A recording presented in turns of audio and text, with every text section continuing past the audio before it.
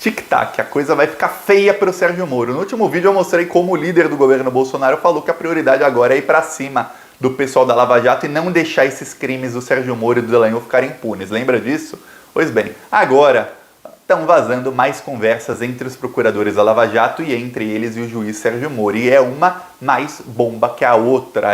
Vazou uma ontem sobre o fato de que os juízes, os procuradores da Lava Jato se encontravam periodicamente com os desembargadores do TRF4, ou seja, você tem o pessoal da acusação se encontrando fora da agenda, encontros secretos, com os juízes da segunda instância. E aí, nesses trechos de conversa, o Deltan Dallagnol chega a falar, olha, eles vão fazer o que o Moro quer dizer, o Moro era o chefão da Lava Jato e até os juízes da segunda instância, eles eram pau-mandados do senhor Sérgio Moro. Eu lembro quando eu falava aqui em 2019, eu falava, a casa vai cair para eles, espera, quem viver verá, pode demorar 5 anos, pode demorar 10 anos. Não demorou tudo isso, 2 anos se passou, nem 2 anos, 1 ano e meio se passou, e aí tá todo o campo político indo para cima do Sérgio Moro e do Dallagnol. A coisa vai ficar muito, muito feia para o senhor Sérgio Moro. Eu vou falar aqui de toda a Vaza Jato, as últimas revelações, novas revelações, mas antes, um segundinho. Você quer ver a casa cair para o Sérgio Moro, para o Dallagnol, para o Bolsonaro, para a juíza do copia e cola? Tem coisa sobre a juíza do copia e cola, Gabriela Hart. Para os patetas do TRF4, se inscreve no canal e curte o vídeo. É 1 segundo, é de graça e você ajuda a fortalecer a esquerda. Só clicando em inscrever você fortalece muito já a esquerda, porque você fortalece para a gente chegar com força em 2022, para quem sabe a esquerda conseguir eleger uma maioria no Congresso e aí não precisar chegar na hora da presidência da Câmara dos Deputados e ter direita contra direita. Não pode isso. Presidência do Senado, direita contra direita. Não, a gente tem que ter gente de esquerda lá. Então, se inscreve no canal, curte o vídeo e vamos fortalecer, fazer um grande movimento de esquerda para chegar forte em 2022 com Lula ou seja lá quem for o candidato da esquerda. E se você quiser ajudar as ações do canal, a gente tem carro de som. No final do vídeo eu vou mostrar o nosso carro de som, mais um trecho do nosso carro de som que rodou ontem em Fortaleza, que está até nos arredores de um hospital, dá até para ver a ambulância e tal, está atrás do hospital, não vamos rodar na frente onde tem gente que precisa de silêncio, né? Quem quiser ajudar as ações do canal, embaixo do vídeo tem o botão Seja Membro, ou no primeiro comentário deixa o Pix, que é apoie@plantãobrasil.net.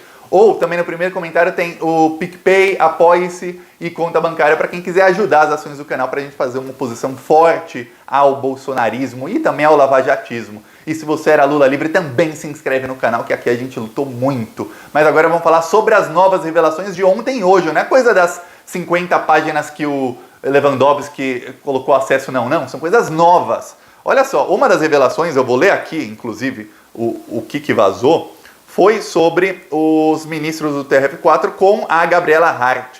Eu não sei se dá para ler, porque realmente as letras são tão pequeninas, eu tive que salvar no meu computador, ampliar, para depois colocar no meu celular para eu poder ler eu mesmo, porque estava difícil de ler. Se você conseguir pausar e ler, ótimo. Se não, eu vou ler agora o trecho mais importante, que é esse trecho aqui, ó. O senhor Deltan Dallagnol falando. Aí o Dallagnol vai e fala assim: Januário, é o Januário Paludo, procurador da Lava Jato, foi falar com desembargadores no TRF, o Tribunal Regional Federal, no caso da 4ª Vara, que é em Porto Alegre, onde condenaram o Lula em segunda instância. Na conversa, parece que eles manifestaram amplo apoio, inclusive com eventual necessidade de vara de recursos humanos. Quer dizer, você tem os juízes aí apoiando a acusação. E você já sabe que os juízes não podem julgar réu nenhum porque eles estão apoiando a acusação. Como falaram em juízes, uma opção a avaliar seria a exclusividade da Gabriela, juíza do copia e cola, ou seja, a exclusividade da Gabriela Hart em auxílio também. Há muitos casos menos relevantes de corrupção e poderia ser um modo de dar vazão. Isso está na lista de tópicos a conversar quando você retornar para a rotina da vara, depois desse trágico acidente. Não falaram qual acidente foi. Minha conversa foi com o vice-presidente do TRF4, já que o presidente não estava. Ele externou a posição do TRF de total apoio à Lava Jato, tanto em termos de servidores quanto de juízes. Ou seja, vou repetir porque tem gente que às vezes é tão que não entra. Até na minha eu tive que reler 2 vezes.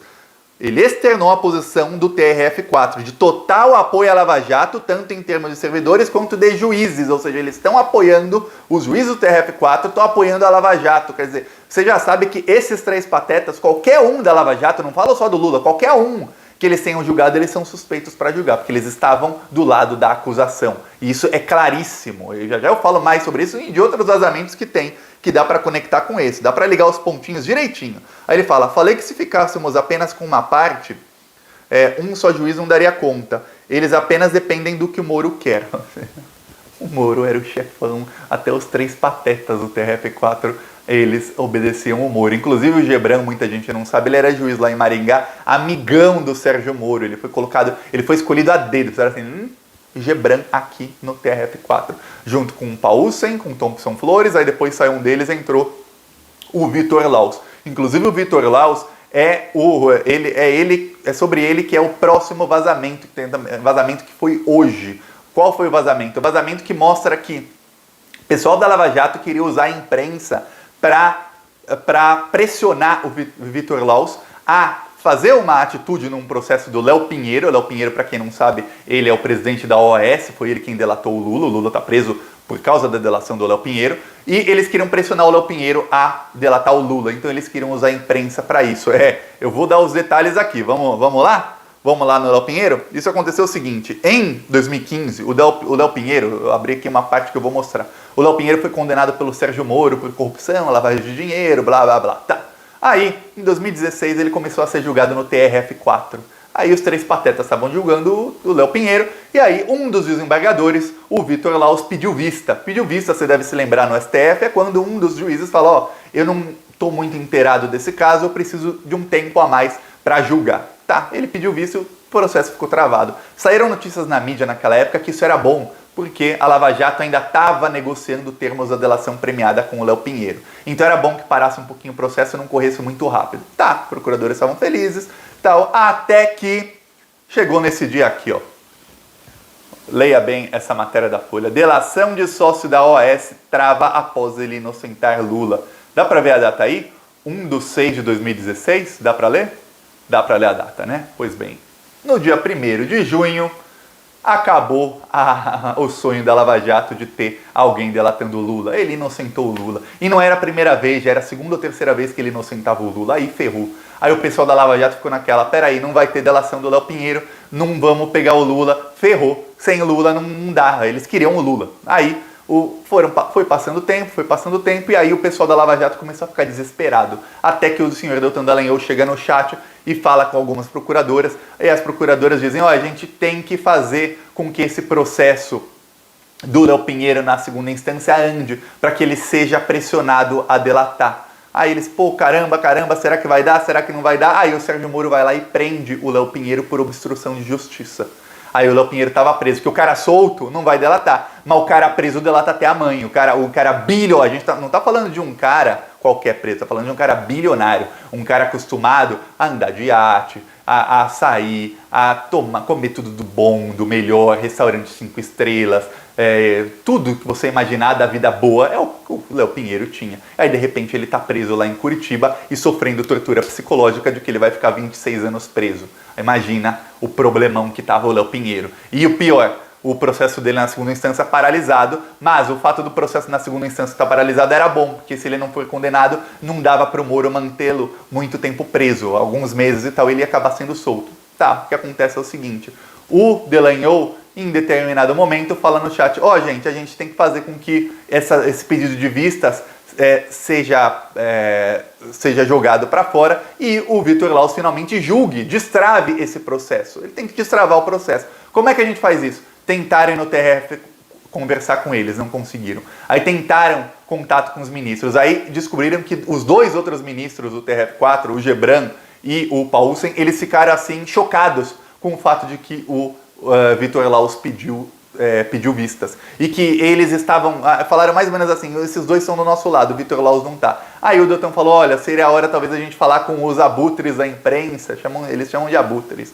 para falar que a gente faz um relatório de quantos processos estão parados por vistas, e aí a gente consegue pressioná-lo a tirar as vistas do processo e liberar o processo para julgamento. O que aconteceu foi o seguinte, logo depois disso, todos os procuradores fizeram uma grande ação para pressionar o desembargador Vitor Laus. Ele tirou as vistas do processo, ou seja, ele destravou o processo e pouco tempo depois o Léo Pinheiro foi condenado em segunda instância. E aí o Léo Pinheiro delatou o Lula, delatando o Lula, o Léo Pinheiro foi solto 3 meses depois, o Léo Pinheiro foi solto. E aí depois a Vaza Jato também mostrou, a Vaza Jato que eu tô falando não é aquela Vaza Jato do Intercept, não, a Vaza Jato do Lula, essa nova, mostrou que, são tudo fato novo, mostrou que o Léo Pinheiro, ele ia fechar o acordo de delação, mas os procuradores da Lava Jato disseram, não, tá muito em cima, vai parecer que ele tá recebendo um prêmio por delatar o Lula, vamos esperar um pouquinho mais.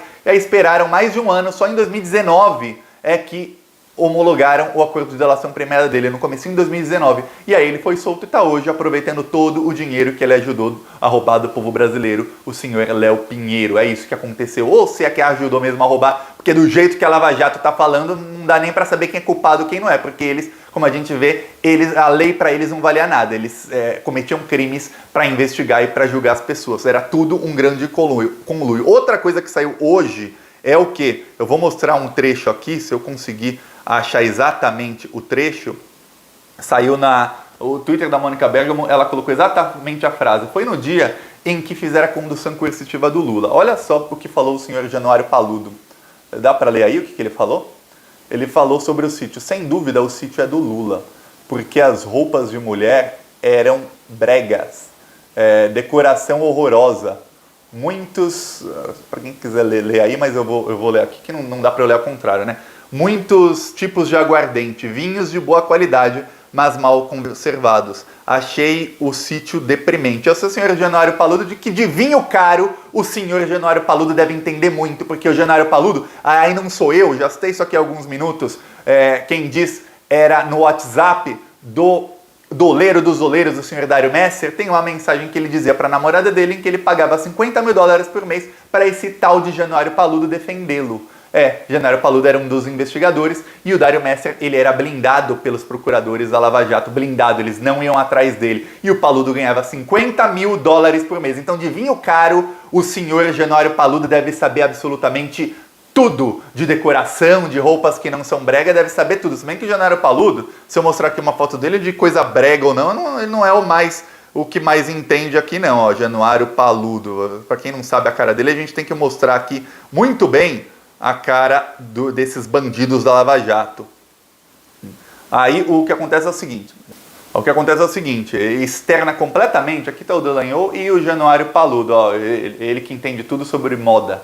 Está aqui o Januário Paludo, consultor de moda, falando que como as roupas eram bregas, devem ser da Dona Marisa, provavelmente, e como tinha muito aguardente, era do Lula. Eles também, nessas conversas, ele fazia a piada que tinha muito boné do MST.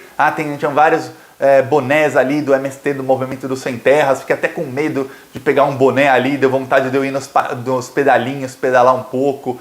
Nesse dia, isso foi no dia da condução coercitiva do Lula, o pessoal da Lava Jato, aí sempre vai o procurador em operações assim, eles foram fazer uma operação no sítio de Atibaia e outra no apartamento do Lula. Foi quando o Sérgio Moro roubou, eu posso falar roubar, porque ele podia ter devolvido e não fez. Ele roubou o iPad do neto do Lula, que tinha 4 anos de idade. Lembra disso? O netinho do Lula morreu com 7 anos, sem nunca ter tido o seu iPad devolvido pelo Sérgio Moro. O iPad de uma criança de 4 anos, o Sérgio Moro pegou numa operação de busca e apreensão e não quis devolver. Ele se recusou a devolver, deixou o menino morrer sem ter o negócio dele. E foram lá no sítio. Quem foi lá no sítio foi o Januário Paludo. Fez várias piadas sobre o sítio, falou que o sítio era do Lula, tudo mais, falou que tinham mais a investigar. O que acontece é o seguinte, eles foram investigando durante os meses e a própria Vaza Jato mostrou que eles não conseguiam.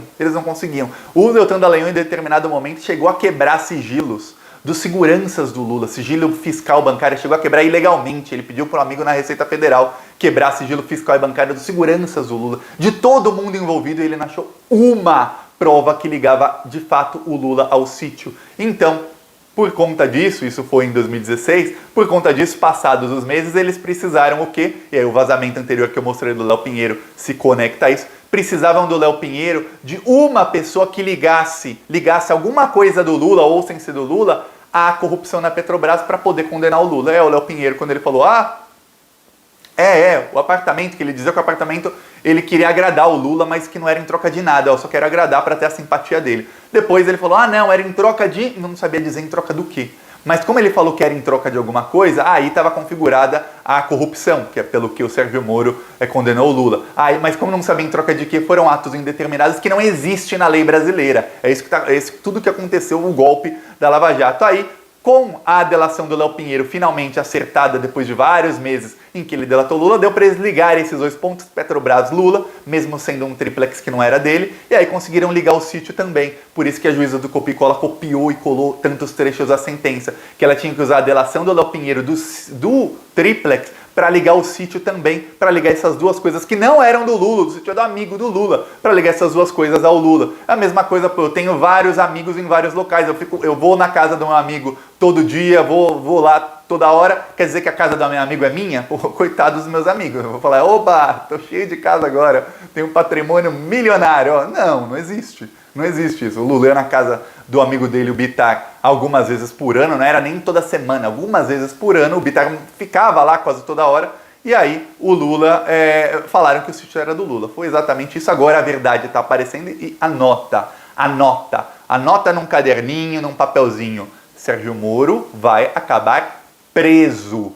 A força política que está vindo em cima dele é muito grande e nesse dia vai ter mimosa para todo mundo. Nesse dia vamos comemorar, vamos encher a cara de comemorar, que vai ser um grande dia. Se você quer ver esse dia chegar rápido, se inscreve no canal, curte o vídeo, vamos mostrar a verdade para as pessoas. E aqui, ó, o vídeo do nosso carro de som que eu prometi, já esqueci, ó, que rodou ontem em Fortaleza. Tá aqui o vídeo do carro de som, olha só.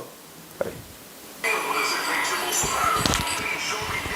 Pessoas morrendo asfixiadas por falta de oxigênio.